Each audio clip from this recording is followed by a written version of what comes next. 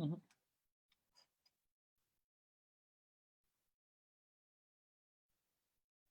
No entiendo qué pasó aquí.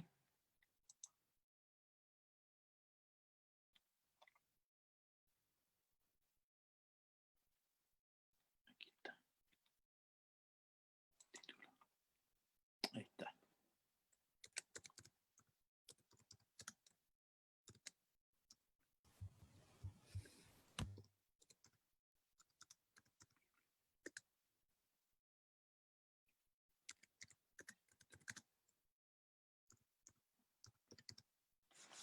Ahora sí. Ahora sí me va a salir.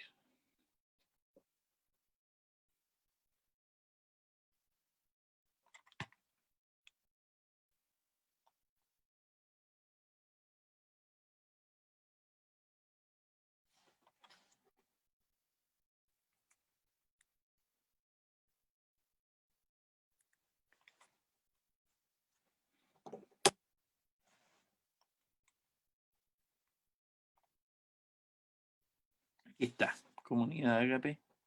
Ya.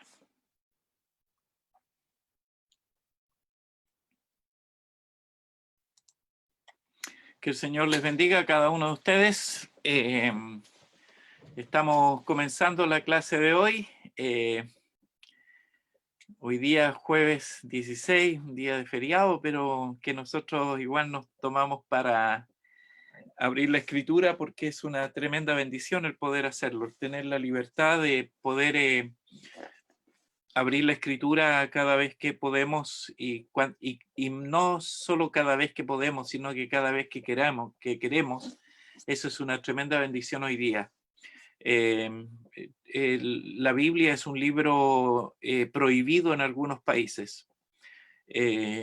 Ningún otro libro en el mundo está prohibido en algún país, solo la Biblia. Qué curioso, ¿no? Por eso es un libro peligroso para algunos. Dios nos ayude, nos bendiga y espero que en esta oportunidad podamos compartir este tiempo, esta palabra. Vamos a continuar con los dones del Espíritu y voy a compartirles la pantalla para poder ir a la clase de hoy. Amén.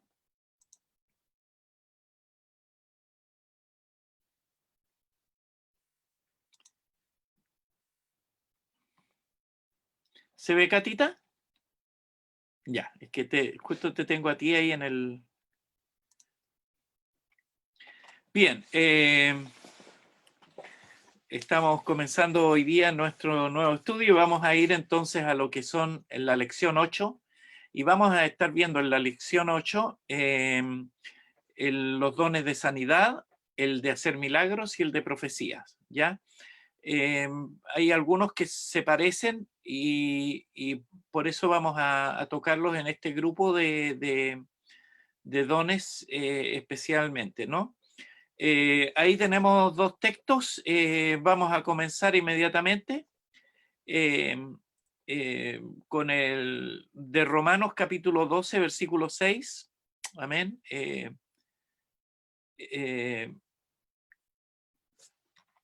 No tengo si alguien me puede recordar, no hemos orado, ¿no? Para comenzar. Ya, vamos a orar primero y luego, mientras alguien busca el texto, amén, vamos a darle gracias al Señor. Padre, gracias te damos en esta noche por este tiempo que nos permites conectarnos con la palabra, conectarnos con tu voz. Señor, gracias te damos por poder tener este tiempo para estudiar en este día, Señor, tomarnos este tiempo que hemos dedicado especialmente para conectarnos contigo, Señor, y con nuestros hermanos. Gracias te doy, Padre, por este tiempo que nos permites vernos y compartir en nuestra comunidad Agape. Gracias, Padre, en el nombre de Jesús. Amén. Amén. Gloria a Dios. Gracias te damos, Señor. Si alguien busca y me puede leer Romanos capítulo 12, versículo 6. Amén. ¿Ya? De manera que, teniendo diferentes dones, según la gracia que nos es dada, si de profecía, úsese conforme a la medida de la fe. Amén. Amén. Úsese conforme a la medida de la fe. Bueno, la semana pasada estuvimos hablando acerca de la fe, ¿no? Y si alguien pudiera leer Primera de Pedro, capítulo 4, versículos 10 y 11.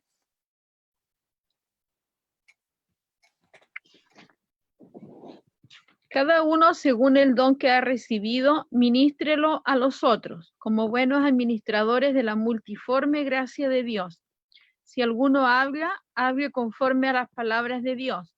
Si alguno ministra, ministre conforme al poder que Dios da, para que en todo sea Dios glorificado por Jesucristo, a quien pertenecen la gloria y el imperio por los siglos de los siglos. Amén. Amén, gloria a Dios. Qué hermoso hablar de los dones. Amén. Aquí hay varias referencias, ¿no? Hay diferentes dones según la gracia que nos es dada. No todos tienen el mismo don, tenemos diferentes dones. Y luego dice Primera de Pedro, ¿no es cierto? Cada uno según el don que ha recibido, ministrelo a los otros. Es decir, el don no es algo que solo es para mí y que yo tengo que tenerlo para mí, sino que hay que ministrarlo a los otros como buenos administradores de la multiforme, de la iridiscencia, gracia de Dios, de la iridiscente, o sea, multiforme, multicolor, gracia de Dios. Dios ha sido bueno con cada uno de nosotros. Amén. Quiero hacer un recuento de todo lo que hemos venido estudiando antes de entrar en materia. Por eso tocaba esos dos textos primero, antes de comenzar, digamos, el primero, que es el dones de sanidad, que es lo que vamos a tratar de alcanzar a ver hoy día. Si no lo vemos completo, no importa, porque tenemos tiempo y nos estamos dando el tiempo para hacerlo tranquila y reposadamente los dones. Amén. Primero, hacer una especie de recuento respecto de lo que hemos visto en las últimas 3 lecciones de nuestro curso. Se basan en una lista de dones que aparecen en Primera de Corintios capítulo 12 del 8 al 10, ¿ya? En eso estamos, amén. En la lección anterior estudiamos los primeros 3 dones, ¿no es cierto? La palabra de sabiduría, el don de la palabra de sabiduría y la palabra de conocimiento y el de fe. Eso es lo que estuvimos viendo la última serie, en las últimas semanas, amén. Estudiamos un elemento que nosotros estudiamos que todos los dones, ¿no es cierto? Estudiamos que todos los dones, primero, son manifestaciones del poder de Dios, amén. Un elemento que estudiamos que todos los dones, primer elemento, son manifestaciones del poder de Dios. No son un elemento natural, amén. No son un elemento propio con el que yo nací o que... No. Eso es otra cosa, esos son talentos naturales. Pero los dones espirituales son manifestaciones del poder de Dios. Ya no tienen que ver necesariamente con nosotros. Por lo tanto, como segundo elemento de la esencia de los dones es que son sobrenaturales. Es decir, no podríamos tenerlos por nuestros propios medios. Amén. Todos los dones, aprendimos que todos los dones son sobrenaturales también. Son sobrenaturales. Otro elemento, y lo que les decía recién, ninguno de ellos se puede obtener solo por medios humanos, ¿ya? Por supuesto que actúan en nosotros, que somos humanos, pero no se pueden obtener por medios humanos. Es decir, yo no puedo ir a un instituto a estudiar un don para aplicarlo. No puedo comprar un don. No se gana simplemente con haberse portado bien tampoco. No tiene que ver con eso. Simplemente no se obtienen por ningún tipo de medios humanos. Y aprendimos además que todos los dones del Espíritu tienen un propósito común. ¿Cuáles son el propósito común, ¿no es cierto? Que son dados para edificar el cuerpo de Cristo. No tienen otra razón. Son dados para edificar el cuerpo de Cristo.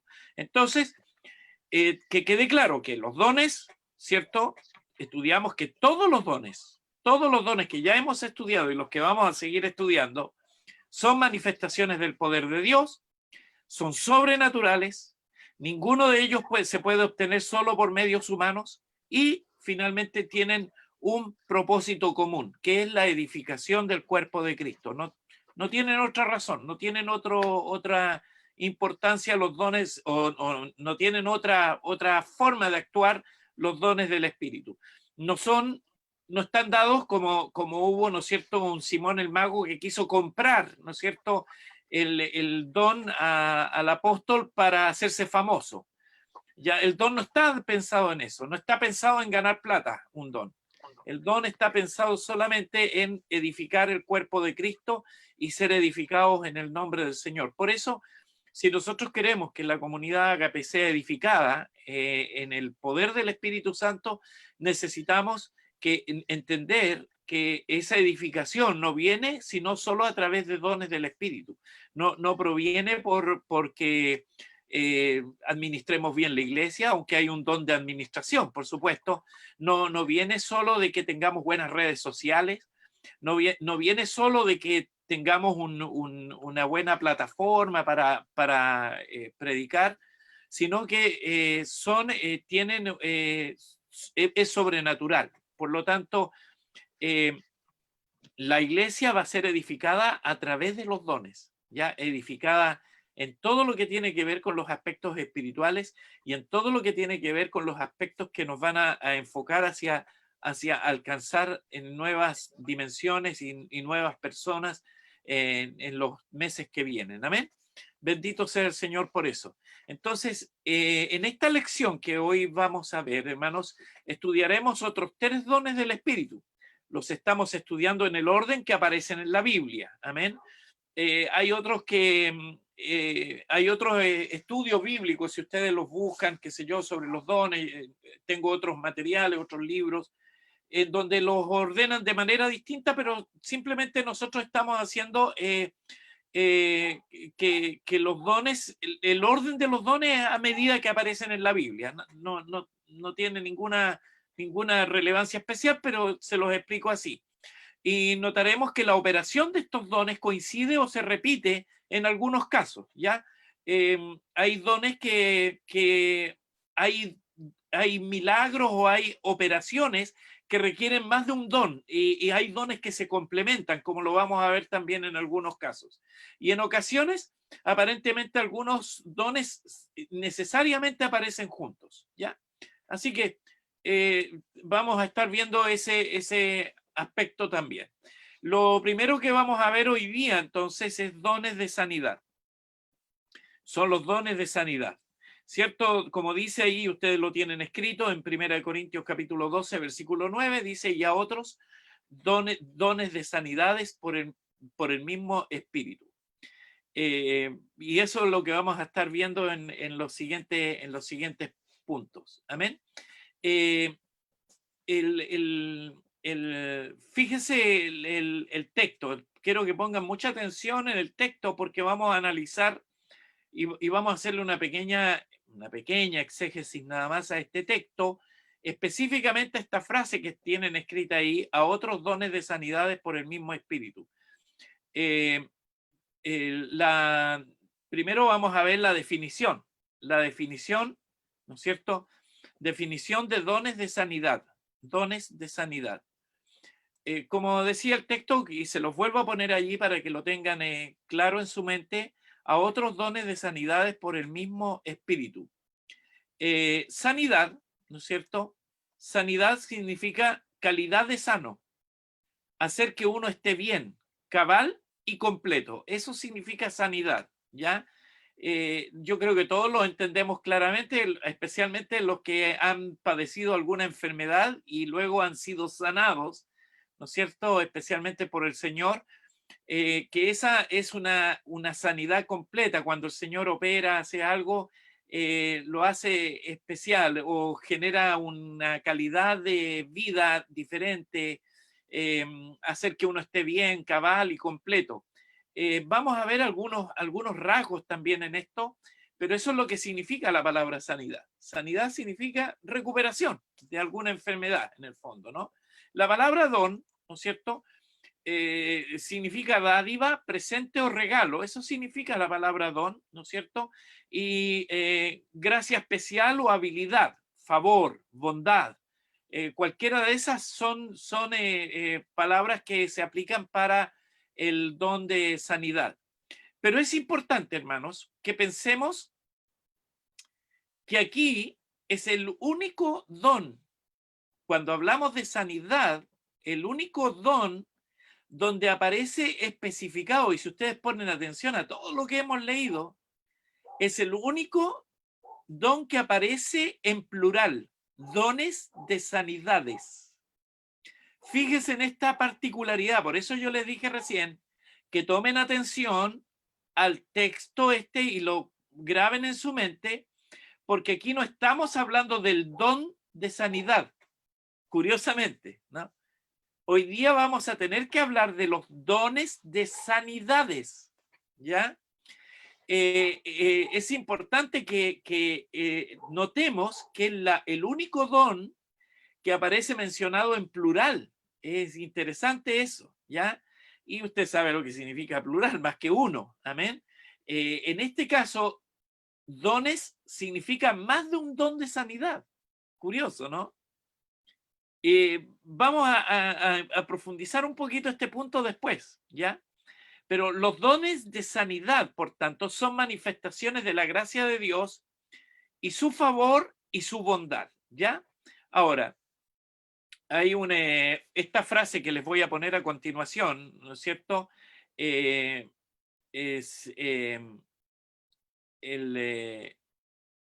bueno, esta.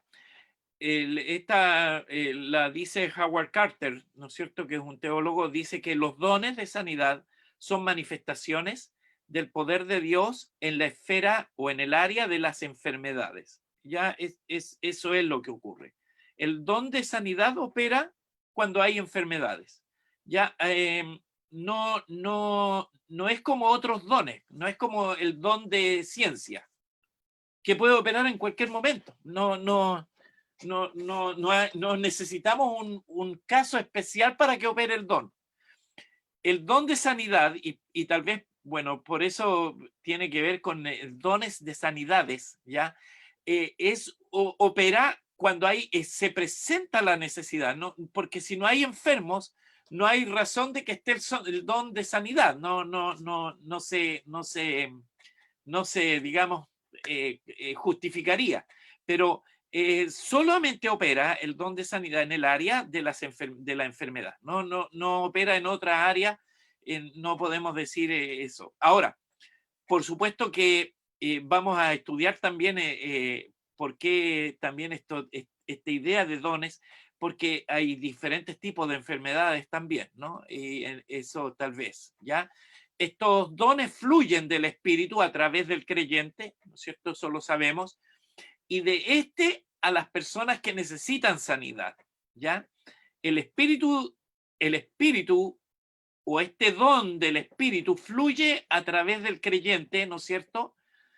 Y de a las personas que están necesitadas de esa sanidad. Los dones de sanidad son dados para los necesitados, amén, para los que necesitan sanidad. Se manifiestan a través de los creyentes, por supuesto, se manifiestan a través de los creyentes. Por ello, no se debe decir que ciertos creyentes tienen un don de sanidad, ¿ya? Y aquí donde tenemos que el don de sanidad es un don muy espontáneo que fluye del Espíritu en algún momento determinado, ¿ya? Cuando se presenta la necesidad. Es mejor decir, ¿no es cierto? Es mejor decir, por el Espíritu Santo, a través del creyente lleno del Espíritu, se manifiestan en la iglesia los dones de sanidad, ¿ya? Esa es la mejor forma de explicarlo. Por el Espíritu Santo, no porque el hermano lo tenga y lo administre por su propia cuenta, sino que por el Espíritu Santo y a través del creyente lleno del Espíritu se manifiestan en la iglesia los dones de sanidad, ¿ya? Así se manifiestan. Vamos a tratar de explicarlo un poquito, ¿no? La explicación tal vez nos ayude a entenderlo. Lo vamos a ilustrar también el don de sanidad. Ya las enfermedades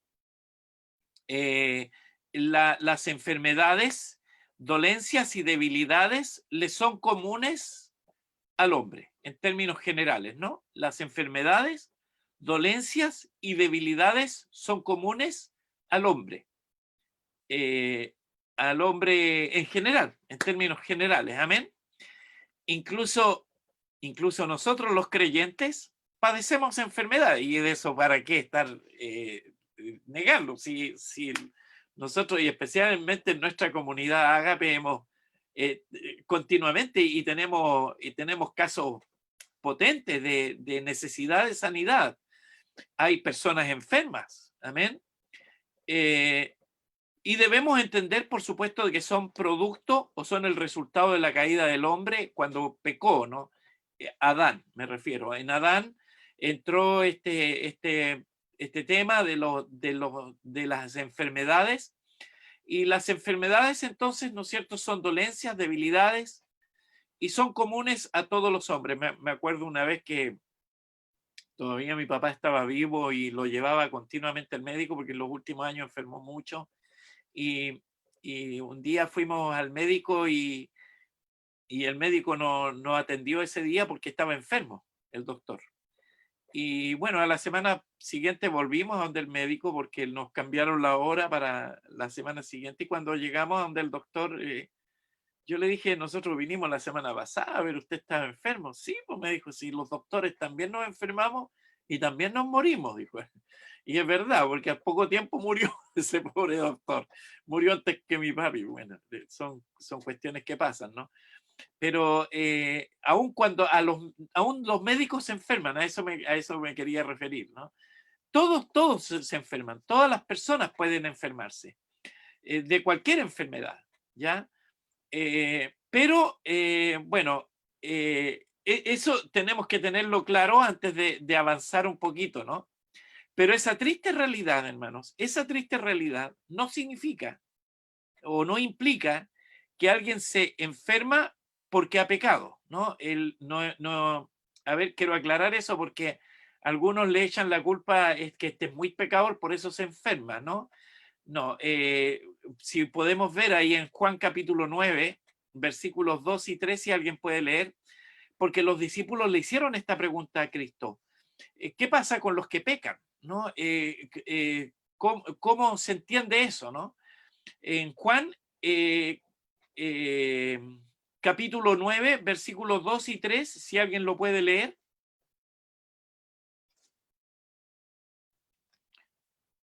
¿Alguien que lo tenga por ahí?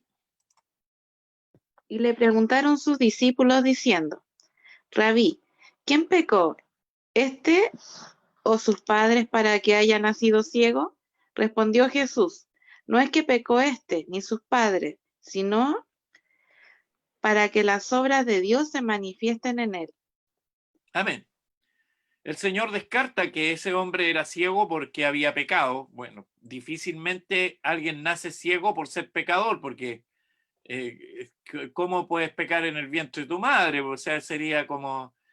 Pero lo que están preguntándole es si sus padres pecaron, ¿no? También. Y no, Jesús le descarta esa opción, ¿no?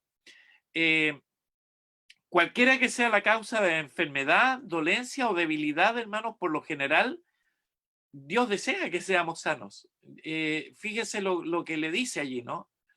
Bueno, quiero aclarar también, hermanos, que en ocasiones sí hay personas que se enferman por pecar. O sea, no es que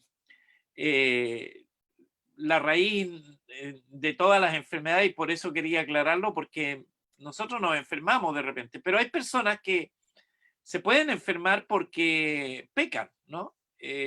Si alguien, leamos ese Juan capítulo 5, versículo 14.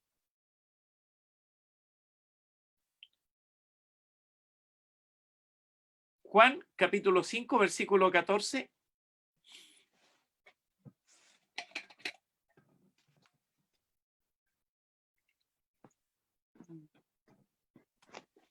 Después lo oyó Ya.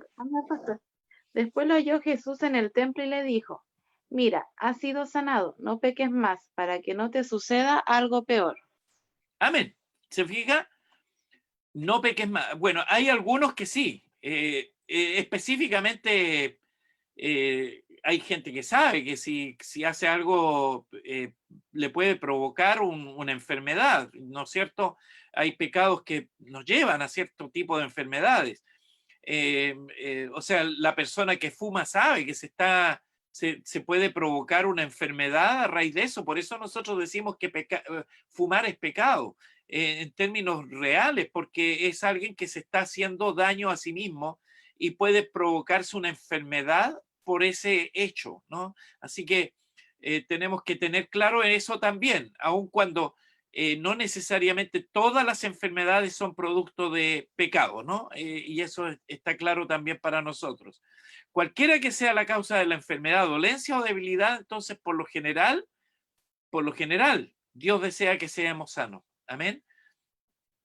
Sin embargo, hermanos, sin embargo, en ocasiones el Espíritu Santo no concede la sanidad a algunas personas que obviamente la necesitan, ¿no? ¿Qué pasa en esos casos? ¿No?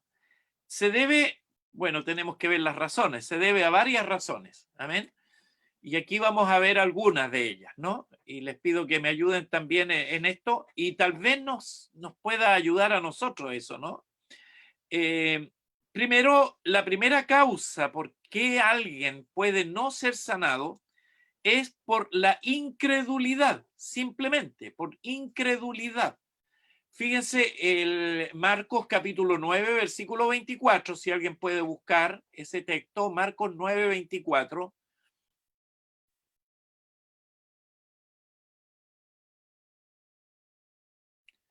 Amén. Dale. E inmediatamente el padre del muchacho clamó y dijo, creo, ayuda mi incredulidad. Claro, el padre del muchacho, porque el Señor le estaba preguntando si creía, pero el hombre le dice, bueno, yo la verdad es que creo en ti, pero yo soy bastante incrédulo en el fondo, ¿no? Ayuda a mi incredulidad, Señor, por favor, porque yo no tengo la fe necesaria, ¿ya? Entonces, muchas veces la incredulidad, la duda, ¿no? ¿Podrá Dios sanarme? ¿Podrá Dios con este mal?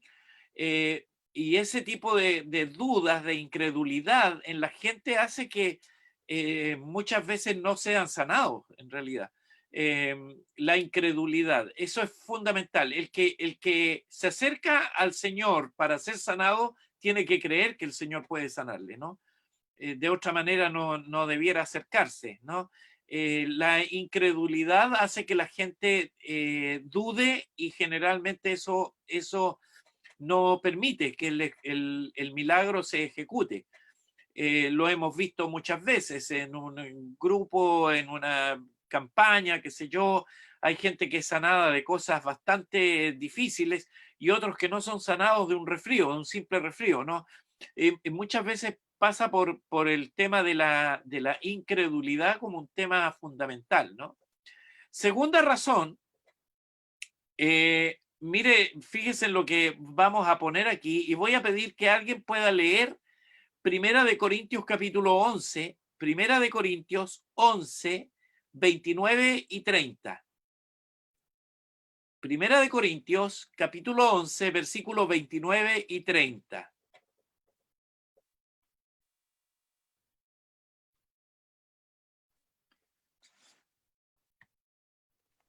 Porque indignamente, sí, Paula.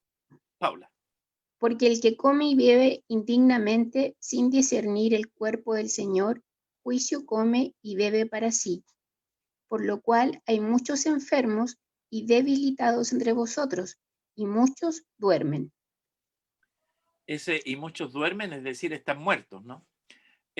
Fíjense, el segundo punto es una relación inadecuada con el cuerpo de Cristo. Lo que está diciendo el apóstol Pablo aquí es bastante serio, ¿no? Bueno, la iglesia de los Corintios tenía un serio problema con el tema de la cena. tenía un serio problema con el tema de la celebración de la cena en términos generales.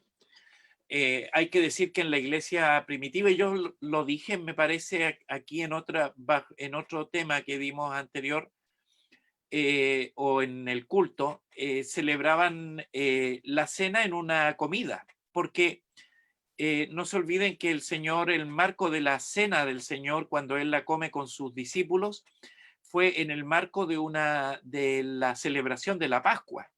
Y el día de la Pascua los judíos comían cordero, comían pan sin levadura, vino y todo y hacían una cena especial.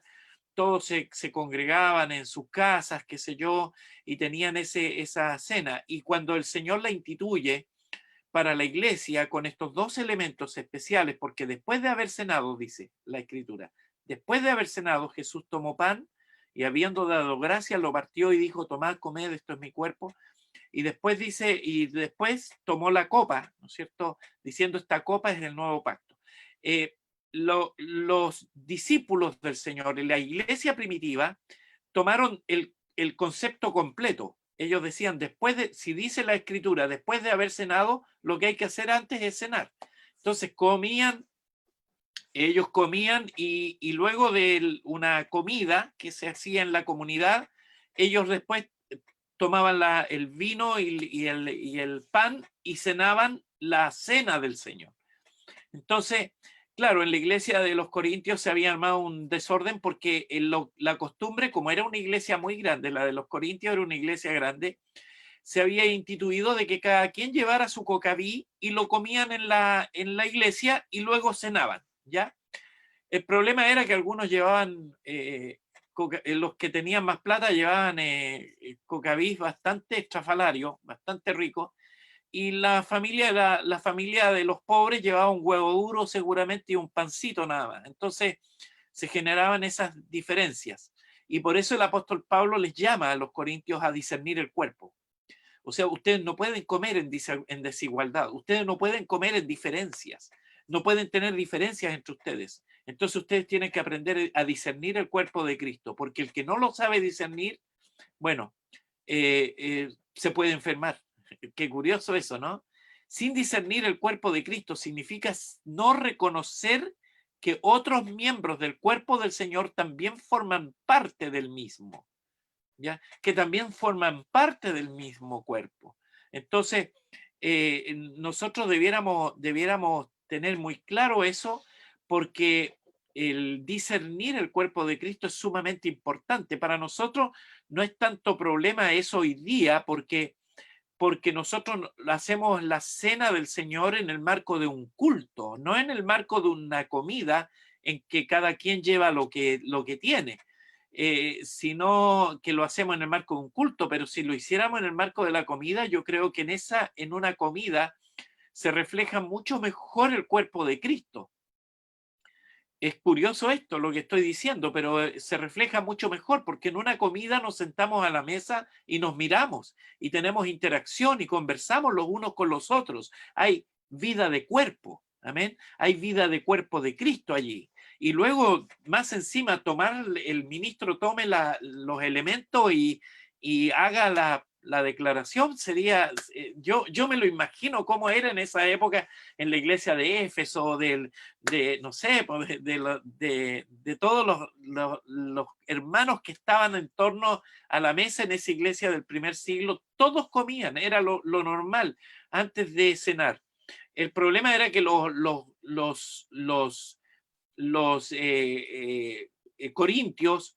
corintios no discernían el cuerpo. Entonces ellos tenían una forma muy desordenada de comer y muchos se enfermaban. Y bueno, qué interesante esto, ¿no? Que una relación inadecuada con el cuerpo de Cristo nos puede provocar enfermedades. Tenemos que tener cuidado con eso. Y también hay una tercera razón, que es razones especiales. En 2 Corintios capítulo 12, versículos 7 al 10, está hablando de un problemita que tenía el apóstol Pablo. Se los voy a leer yo para que ustedes pongan mucha atención. y para que la grandeza de las revelaciones no me exaltase demasiadamente, me fue dado un aguijón en la carne, me fue dado un aguijón en mi carne, un mensajero de Satanás que me abofetee, para que no me enaltezca en sobremanera. Qué interesante lo que dice el apóstol Pablo. Y me ha dicho, bástate mi gracia, porque mi poder se perfecciona en la debilidad. Por tanto, de buena gana me gloriaré más bien en mis debilidades, para que repose sobre mí el poder de Cristo. Esta es una razón especial, fíjese. El apóstol Pablo, por medio del cual se habían hecho milagros de sanidad, se habían hecho inclusive una resurrección. Pablo resucitó a un hombre que se cayó de una ventana, ¿se acuerda? Pablo, un hombre que predicaba y había efectos tremendos en la sociedad. Sin embargo, Pablo admite que tiene una enfermedad. Eso es el aguijón en la carne. Tengo un aguijón, un mensajero de Satanás que me abofetea. Muchos eruditos bíblicos han tratado de investigar cuál era la enfermedad del apóstol Pablo. Muchos piensan que era un problema estomacal por un consejo que le da a Timoteo, ¿no es cierto? Toma vino por causa de tu salud. Otros creen que era el problema de la vista que debe haber tenido cuando tuvo su encuentro con el Señor Jesucristo y una luz del cielo lo hizo caer al suelo, dice la Escritura, y quedó ciego por 3 días y todo ese asunto que le pasó. Muchos eruditos piensan que pudo haber sido la vista, porque al final sus últimas cartas dice que las escribe con letra muy grande porque apenas puede ver. Puede ser, no sabemos todavía cuál era el aguijón, pero era una enfermedad, cualquiera sea la enfermedad. Y Dios tenía esa enfermedad para que él no se enalteciera, para que él no se exalte. Qué interesante, ¿no? Que entiende que es mi poder el que te tiene así. Bendito sea el Señor. Que yo te voy a fortalecer en los momentos en que tienes que predicar, pero es para que no te sientas superior. Aleluya. Me acuerdo, mi mamá siempre me cuenta un milagro, porque cuando se inició la Asamblea de Dios aquí en Valparaíso, en aquella época, década del 50, a comienzos de la década del 50, vino un gran evangelista de la Asamblea de Dios en Estados Unidos que se llamaba Clifton Erickson, y ese hombre predicaba y había muchos milagros. Y mi mamá, eso es lo que hizo que ella se convirtiera a Cristo con mi abuela. Mi abuela se convirtió primero. Ellas fueron impactadas por los milagros que vieron allí. Y había un hermano que era un hombre de una familia muy adinerada en Valparaíso, de una familia de inmigrantes italianos, de apellido Quadri. Y el varón, un hermano de esa familia, uno de los miembros de esa familia, era ciego. Él tenía un problema muy serio a la vista. Él tenía sus ojos invertidos, se le habían dado vuelta, entonces no veía nada. Y fue a esa campaña, lo llevaron su familia, y él se llamaba Ítalo Quadri. Ítalo. Yo lo conocí, tuve la bendición de conocerlo. Y Ítalo fue a esa campaña, lo llevaban, por supuesto, él no veía, él era ciego, y el Señor permitió que él viera. Pero quedó con un estrabismo tremendo, él era turnio, quedó turnio en realidad. Pero el Señor lo sanó. Y ese hombre, ese día, él le dijo al Señor: yo voy a dedicar mi vida a predicar de ti. Y en esa época, estoy hablando de la década del 60 y parte de la década del 70, era muy conocido en las calles de Valparaíso porque era un hombre de una familia de situación, pero que andaba en la calle repartiendo tratados a cuanta persona podía, y a cuanta persona podía le contaba su milagro. Ese hombre ganó mucha gente para Cristo. Y tuve la tremenda bendición de conocerlo porque venía seguido a mi casa, era muy amigo de mi papá, y venía y teníamos tardes de tertulia muy hermosa. Era un hombre que tenía mucha gracia del Señor para hablar, y tenía ese serio problema a la vista, ¿no? Pero él decía, sí, para ti será serio, pero yo antes no veía nada. O sea, esto es glorioso para mí. Pero el Señor lo dejó así y él decía, yo quedé así para nunca olvidarme la obra que hizo el Señor por mí. Y partió a la presencia del Señor porque ya era mayor cuando yo era niño y fue una experiencia hermosa, hermanos. Hay razones especiales a veces por las cuales las personas están enfermas. Pero el Señor tenga misericordia de nosotros. Amén. A veces, bueno, no hay una razón muy especial, sino que la única razón que uno puede encontrar en algunos casos, hermanos, es solo la desobediencia. ¿Ya? A veces falta de cuidado, etcétera, un montón de cosas hace que nos enfermemos.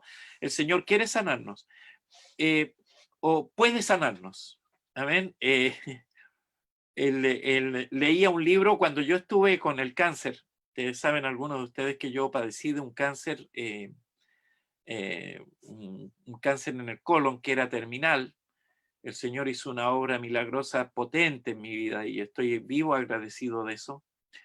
Pero cuando yo estaba enfrentando esa situación, fue un pastor de Santiago a vernos. Él oró por mí y él me dejó un dato de un libro que yo lo busqué en internet y me llamaba mucho la atención porque era un libro basado en el libro de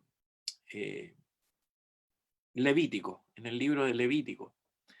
Es raro, ¿no? Un libro que habla de sanidad y la verdad es que el autor de ese libro decía, el libro de Levítico demuestra de que Dios en realidad no quiere sanarnos, sino que Dios quiere vernos sanos.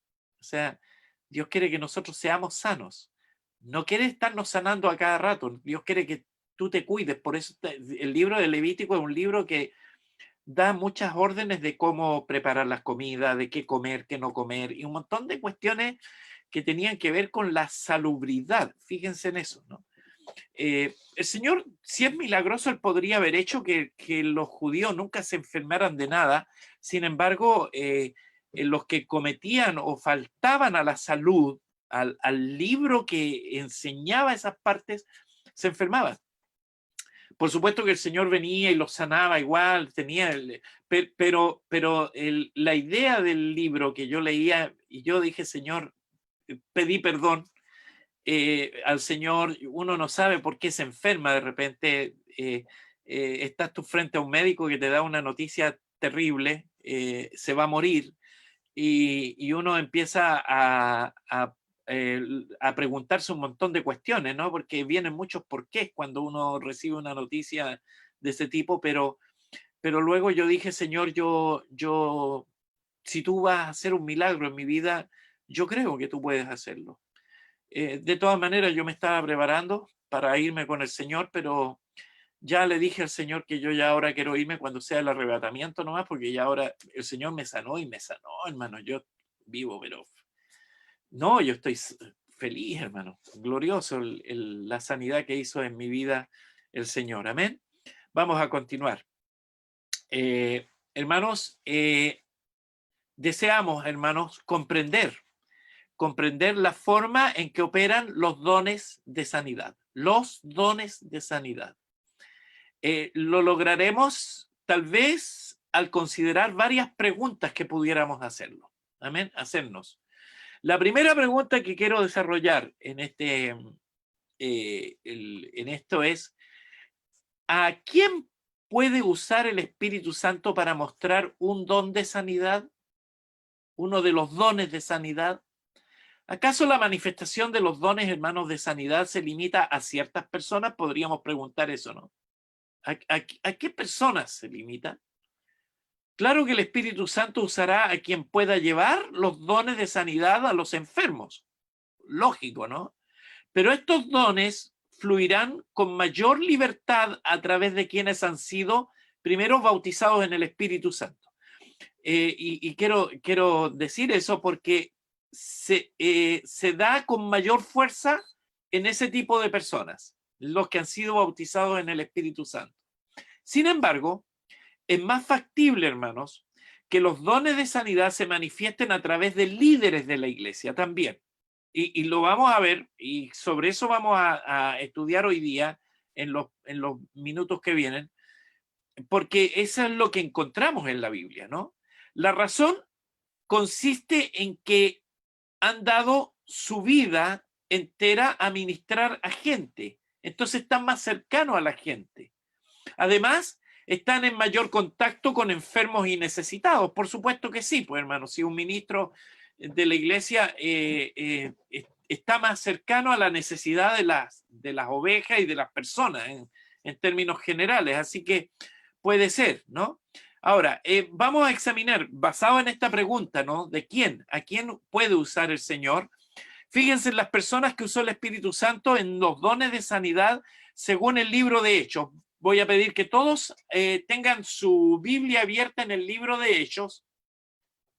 Vamos a ver algunos versículos allí y yo creo que vamos a ver hasta este punto nada más. Y la próxima semana vamos, porque este dones de sanidad es un poco más largo como tema, pero vamos a verlo porque quiero que lo podamos entender, ¿no? Primero, nosotros nos basamos en los elementos que la Biblia tiene para nosotros entender a quién podría usar el Señor en dones de sanidad, ¿ya? Primero, ¿no es cierto? El primero que vamos a ver es Pedro y Juan, y este no lo vamos a buscar, Hechos capítulo 3, versículo 1 al 11, porque ya lo vimos también, me parece, sobre el paralítico, ¿no es cierto?, que estaba en la puerta del templo llamado La Hermosa, así se llamaba la puerta, ¿no? Y había un paralítico, y a quién usó el Señor para sanar esos paralíticos. ¿Se acuerda que lo hablábamos cuando hablábamos de la palabra de ciencia o palabra de sabiduría, ¿no es cierto? El Señor ocupa a Pedro y a Juan, apóstoles, ¿ya? El Señor ocupa a dos apóstoles, ¿ya? Vamos al capítulo 5 de Hechos, capítulo 15. Hechos capítulo 5, versículo 15, perdón. Hechos capítulo 5, versículo 15. Si alguien lo puede buscar. Tanto que sacaban los enfermos a las calles y los ponían en camas y lechos, para que al pasar Pedro, a lo menos su sombra cayese sobre alguno de ellos. Qué espectacular, ¿ah? Gracias, amor. Pedro era el apóstol Pedro. Amén. Y el Señor lo usaba con dones de sanidad de manera extraordinaria, porque la gente ponía a los enfermos en las calles y que pasara aún la sombra del apóstol Pedro cubriendo a esas personas y ya eran sanadas. O sea, era tremendo el poder que se salía de este siervo, era tremendo el Espíritu Santo, cómo operaba en la vida del apóstol Pedro, perdón. Aquí vemos nuevamente a Pedro, que era un apóstol de la iglesia. Amén.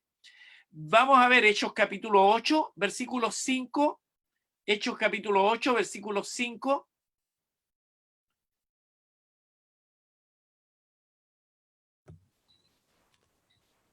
Entonces Felipe, descendiendo a la ciudad de Samaria, les predicaba a Cristo. Siga. Y la gente unánime escuchaba atentamente las cosas que decía Felipe, oyendo y viendo las señales que hacía. Porque de muchos que tenían espíritus inmundos salían estos dando grandes voces, y muchos paralíticos y cojos eran sanados. Así que había gran gozo en aquella ciudad. Amén. Leíste hasta el 7, era hasta el 7. Sí, perfecto. Estamos hablando de Felipe, que era el evangelista Felipe, era un evangelista. Entonces, así lo dice, ¿no? Y anuncia a Cristo en Samaria, y cuando él va a Samaria, ocurren todos estos milagros tremendos, estas sanidades. ¿Quién las ejecuta? ¿A través de quién obra el Espíritu Santo? A través de Felipe el evangelista. Fíjense que hay personas importantes, ¿ya? Ahora, vamos a Hechos capítulo 9, versículos 17 y 18. Hechos 9, 17 y 18.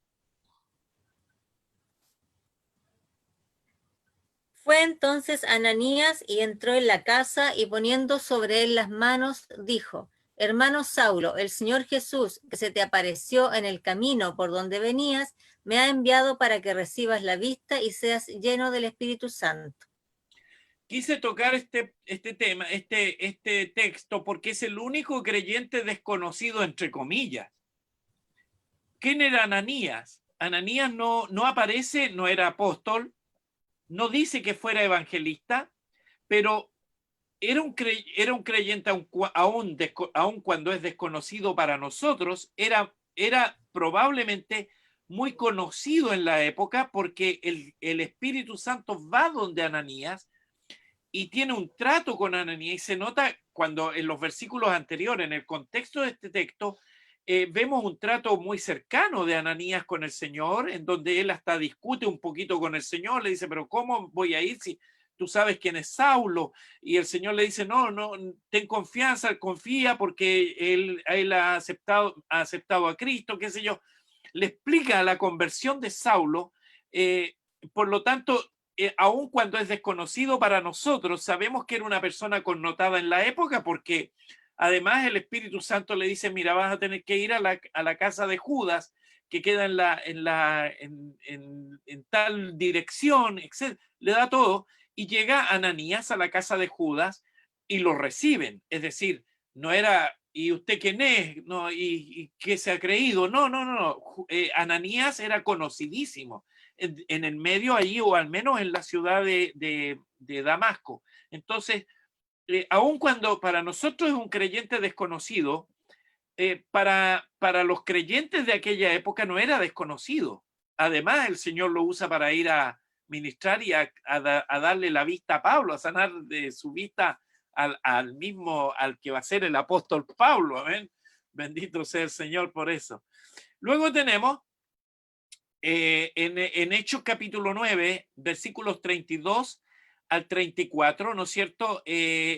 Nuevamente el apóstol Pedro es utilizado por el Señor para la curación de Eneas, ya que era un personaje allí. No sé si lo pueden leer, Hechos capítulo 9, versículos 32 al 34. Nuevamente es Pedro apóstol. Amén. Aconteció que Pedro, visitando a todos, vino también a los santos que habitaban en Lida, y halló allí a uno que se llamaba Eneas, que hacía 8 años que estaba en cama, pues era paralítico. Y le dijo Pedro: Eneas, Jesucristo te sana, levántate y haz tu cama. Y enseguida se levantó. Amén, qué lindo, ¿no? Qué hermoso. Pero ¿quién es el que utiliza al Señor? Es un apóstol, el apóstol Pedro, nuevamente, ¿no? Y luego tenemos, ¿no es cierto?, al apóstol Pablo en los capítulos que siguen, capítulo 14, en el capítulo 14, versículos 8 al 10, si alguien lo puede leer, Hechos capítulo 14, versículos 8 al 10.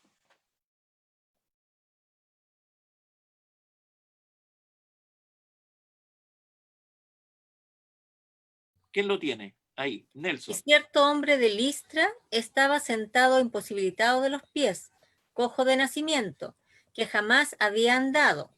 Este oyó hablar a Pablo, el cual, fijando en él sus ojos y viendo que tenía fe para ser sanado, dijo a gran voz: levántate derecho sobre tus pies. Y él saltó y anduvo. Entonces la gente, visto lo que Pablo había hecho, alzó la voz, diciendo en lengua licaónica: dioses bajo la semejanza de hombres han descendido a nosotros. ¿Y hasta cuál es? Hasta ahí no, hasta ahí está bien. Ya.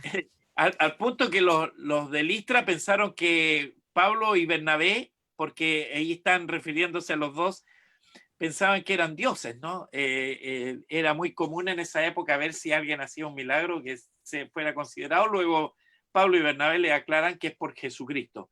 Es a través de Jesucristo el Señor, amén. Pero quien es usado aquí es Pablo y Bernabé. O sea, era el apóstol Pablo y Bernabé era su discípulo, que después fue pastor fue un pastor muy exitoso en la iglesia de Éfeso. Y finalmente, para ver algunos nada más, en el capítulo 14, versículos 8 al 10, nuevamente el apóstol Pablo, ¿no es cierto?, es usado en la isla de Malta para sanar gente, fíjense. Hechos capítulo 14, versículos 8 al 10. ¿Lo leí yo recién? No, perdón, 28. Hechos capítulo 28, perdón, versículos 7 al 10, 7 al 9, 7 al 9. Hechos 28, 7 al 9.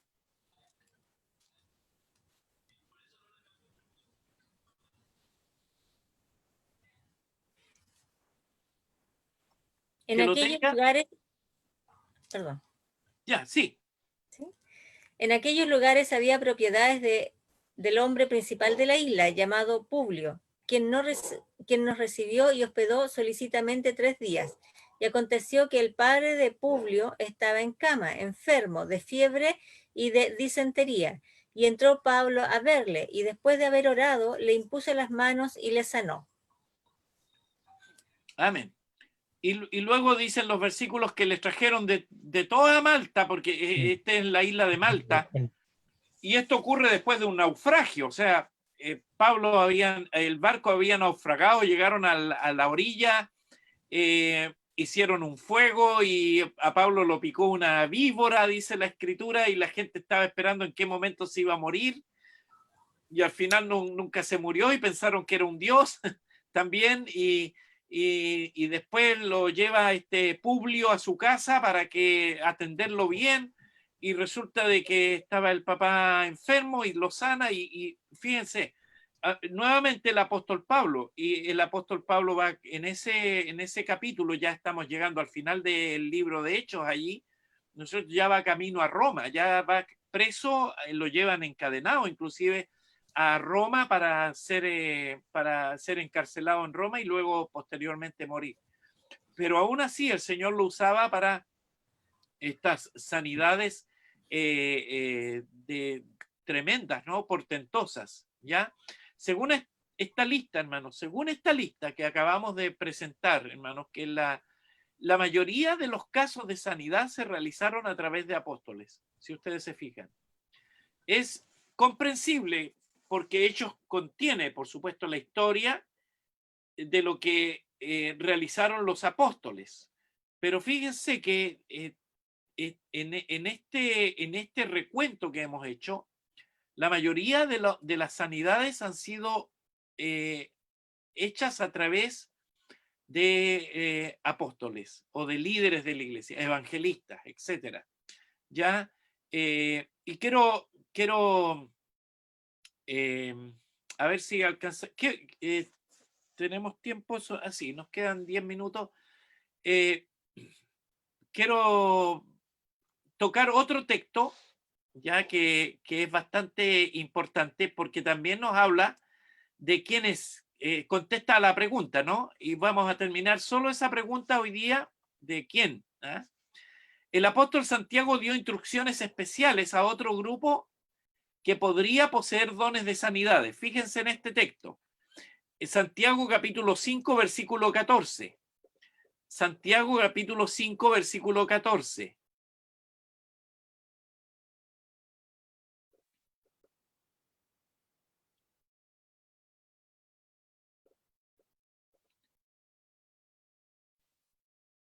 Santiago 5, 14. ¿Está alguno enfermo entre vosotros? Llame a los ancianos de la iglesia y oren por él ungiéndole con aceite en el nombre del Señor. Amén. Pastor Norberto, usted mismo, ¿quiénes eran los ancianos de la iglesia cuando aparece la palabra ancianos de la iglesia en esa época, en ese contexto? Referido a los pastores. Amén. Eran los pastores. Amén. Entonces, los ancianos, ya el apóstol Santiago, claro, el apóstol Santiago dio instrucciones esenciales a los ancianos de la iglesia. Los ancianos vayan, llame a los ancianos de la iglesia, ¿no es cierto? Esto nos da una referencia de que los dones, el Espíritu Santo da los dones de sanidad a través de líderes de la iglesia, especialmente, ¿no? El Espíritu Santo también puede usar a cualquier creyente en un don de sanidad, como en el caso de Ananías, que lo veíamos recién, que no sabemos si era un líder de la iglesia, no lo plantea así, pero es posible de que haya sido. Pero generalmente Dios va a usar los líderes de la iglesia para un acto de sanidad. En muchas ocasiones ha usado hermanos, y esto también es así, pero cuando se hace de manera especial, ¿no? Se hace de manera inclusive numerosa, generalmente es alguien que opera ese don, porque en un momento determinado, hermanos amados, sí se puede dar en nosotros, en cualquier hermano, si existe la necesidad de orar por alguien que esté enfermo. Usted no tenga duda de eso. Pero quiero también referirme a un elemento antes de terminar, que aparece aquí en el libro de Santiago solamente con la intención que tengo de aclarar algunas cosas. ¿Lo pueden volver a leer, Pastor Norberto? El de Santiago, capítulo 5, 14. ¿Está alguno enfermo entre vosotros?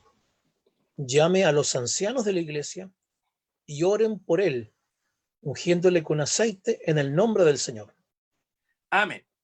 Quiero hacer una aclaración, amados hermanos de Comunidad Agape, porque tenemos que hacerlo, ¿no? Y producto de que yo no sé si ustedes lo han visto en alguna oportunidad, a mí me ha tocado en muchas congregaciones cuando he ido a predicar, ¿no es cierto?, que de repente el pastor, cuando yo he terminado de predicar, dice: hermano, si hay alguien que está enfermo, pasa adelante, vamos a aprovechar que está el pastor con nosotros para que ore por los enfermos. Y van y buscan en un mueblecito que está generalmente arriba del púlpito o debajo del mismo púlpito, buscan y sacan una botellita con aceite y me la pasan. Y yo sé por qué me la están pasando, ¿no? Y bueno, yo, por supuesto, en esos momentos yo uso el aceite y unjo a los hermanos que estén enfermos con aceite. Pero quiero hacer una aclaración definitivamente exegética en este caso. Porque, hermanos, el único texto de la Biblia, de toda la Biblia, que aparece mencionando el aceite relacionado con una sanidad es este texto. Y la regla exegética nos dice de que uno no puede hacer una doctrina de un solo texto de la Biblia. Tiene que estar respaldado no en uno, sino que en varios textos de la Biblia. Y yo, si bien es cierto, ustedes me dirán: sí, pero en la antigüedad se ungía con aceite. Sí, pero se ungía con aceite solamente a los reyes. Cuando alguien, ungía a alguien como rey o como sacerdote, los sacerdotes eran ungidos con aceite, pero era para desarrollar un ministerio, no era porque ellos estaban enfermos. El aceite de la unción tenía que ver específicamente con un tema de reconocimiento ministerial. Sin embargo, por alguna razón, aquí el apóstol Santiago dice: bueno, llame a los ancianos de la iglesia y oren por él, ungiéndole con aceite. Amén. La verdad es que ahí tenemos que hacer un estudio un poco, porque yo he estudiado, bueno, me puse a estudiar varios exégetas y varios teólogos, y todos concuerdan en casi lo mismo, ¿no? Hay que decir eso. En aquella época, en la costumbre de las personas que visitaban a algún enfermo, ¿no es cierto?, era que antes de que viniera alguna persona importante a visitar al enfermo, la familia lo ungía al enfermo. En aquella época no existían las reglas sanitarias que existen hoy día, ¿no es cierto? Y hoy día un enfermo se baña. Pero en aquella época regularmente los enfermos caían en cama y no había forma de hacerles nada, entonces iban la familia y les ponían un ungüento aromático para que estuviera más visible la persona, ¿no? Entonces era común que las personas se iba a ver un enfermo y se les llevaba un poquito de aceite para echarle en algunas partecitas para que no estuviera tan complicada la cosa, ¿no? Entonces se transformó en una costumbre de aquella época. Los romanos lo aplicaban, ¿ya? Y recién en el siglo I, ya por algunos padres de la iglesia, ya que están después de que ya termina toda la escritura, todo, en el siglo I, II, empezaron a usar el aceite, pero no para ungir enfermos, sino que para dar la extrema unción. O sea, era sobre alguien que se estaba muriendo, entonces iba el sacerdote y daba una extrema unción, y era la extrema unción, es decir, el caso final, ¿no? Y lo ungían para que el muerto muriera, digamos, con un olor agradable, digamos, una cosa así. Pero en este caso estamos hablando de sanidad. Por lo tanto, lo que está haciendo el apóstol, Santiago en este caso, ¿no es cierto?, es que él está dando une dos cosas que no necesariamente están unidas entre sí. O sea, el aceite no tiene ninguna relación con la sanidad de las personas, sino que el aceite tiene relación más bien con una costumbre propia de la época. Ningún otro apóstol, no vemos a nadie en el Nuevo Testamento ungiendo con aceite personas para que sean sanas, ¿ya? En ningún caso ocurre eso, y por esa razón nosotros no estamos obligados a usar aceite para ungir enfermos. Yo me acuerdo, hermanos, que inclusive hasta mi papi muchas veces usaba un poquito, o alguien le traía aceitito para ungir a algún enfermo. No es una regla, no es una norma, si no hay, y la verdad es que nosotros en nuestro contexto no debiéramos usarla, porque no es una costumbre propia de las personas. Es más, hay alguien que pudiera llegar a decir, mire, si usted va a ver un enfermo, lleve la agüita mineral y unas galletas de agua. Pudiéramos decirle así, ¿no? Vayan, únjanlo, oren por el enfermo, llévenle galletas de agua, porque es lo que hacemos cuando vamos a ver un enfermo nosotros hoy día. Es una costumbre, ¿no? Yo cuando estuve enfermo en el hospital, hermano, no sé cuántas botellas de agua mineral junté, hermano. Y no sé cuántas paquetitos de galletas de agua o de soda, hermano. Y potes de gelatina. Que yo hasta le pregunté a la enfermera si podía comer eso, porque me llevaron, yo entendía que la gelatina uno puede comer, pero no de color rojo, y me habían llevado de cualquiera, pero son datos, ¿no? No, hermano, nosotros no necesitamos, el aceite no es un tema obligatorio a la hora de ungir un enfermo. ¿Ya? Claudito. Sí. Sí, pastor. Sí, no, es que es sumamente importante y estoy totalmente de acuerdo contigo. Pero me imagino que en suplencia, si es correcta esa palabra, en suplencia de eso, yo creo que lo que sí tenemos que hacer, y en eso hay muchos versículos, es que nosotros creemos la imposición de manos. Eso sí. Eso sí. Eso sí es válido a la hora de orar por un enfermo, ¿no?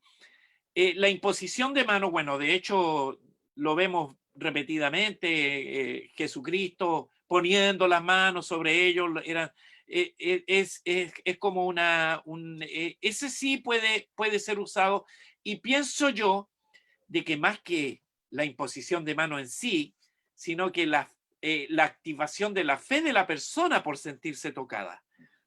No nos olvidemos de que, bueno, y de hecho ustedes entenderán, hermanos, yo igual en esas congregaciones donde me pasan la botellita con aceite, yo lo uso igual. Por respeto además, y porque entiendo, pero entiendo de que en algún momento puede ser una ayuda, un apoyo a la fe de la persona, ¿no? De orar por la persona y ponerle un poquito de aceite en su frente, qué sé yo, en algunos casos. Pero no tiene una relación ya necesaria con la sanidad de una persona el uso del aceite. Ya para que esto, porque en algunas iglesias prácticamente es una práctica que no no se deja de lado, ¿no? No, es que tiene que ser con aceite. No, no necesariamente, no es una obligación eso, en ningún caso. Amén. Si hay algunas iglesias donde lo usan, usted tampoco nos va a llegar a decir, no, eso no sirve. No, nosotros respetamos que hay hermanos que lo hacen y yo no voy a... Hasta el momento que si me preguntan, yo les digo, obviamente, yo les enseño esto, pero porque la única parte, hermanos, donde aparece relacionado el aceite con la sanidad. En ninguna otra parte de la Biblia aparece el aceite. Es más, nosotros consideramos de que el aceite era un símbolo para los judíos, especialmente un símbolo tremendamente poderoso de la presencia del Señor, del Espíritu Santo. El óleo, qué sé yo, porque ellos le llamaban así. A mí me ha tocado en Estados Unidos, en algunas iglesias, inclusive, que ellos importan el óleo desde el mismo Israel y oran por los enfermos. Bueno, yo no les digo nada en realidad, hermanos, pero en estricto rigor a la verdad no tiene digamos, una relación, ¿ya? Solo en este versículo, y no podemos hacer una doctrina solo por un versículo, así que nosotros pienso que no lo vamos a usar. Sí oramos por los enfermos, imponemos manos, porque así dice la Escritura. Lo dice también, y no solo lo dice, sino que aparece repetida en muchas oportunidades, y en algunas a la distancia, inclusive, porque nosotros podemos orar a distancia por un enfermo, podemos clamar al Señor, etcétera. Así que no nos quedemos con las formas. Muchas veces Dios nos puede usar de las maneras más impresionantes e increíbles en cualquier don, ¿ya? Y especialmente a veces en el don de sanidad. Dios nos ayude, nos dé, bueno, la próxima semana vamos a concluir este don porque nos falta bastante material de este don, pero vamos a continuar entonces respondiendo otra pregunta. Amén. Vamos a darle gracias al Señor por este tiempo, amén, porque su palabra ha sido abierta. Me van a permitir, voy a terminar la clase para los hermanos que están en Facebook, porque hasta aquí llega la clase. No se olvide de conectarse la próxima semana, amén. Que el Señor les bendiga.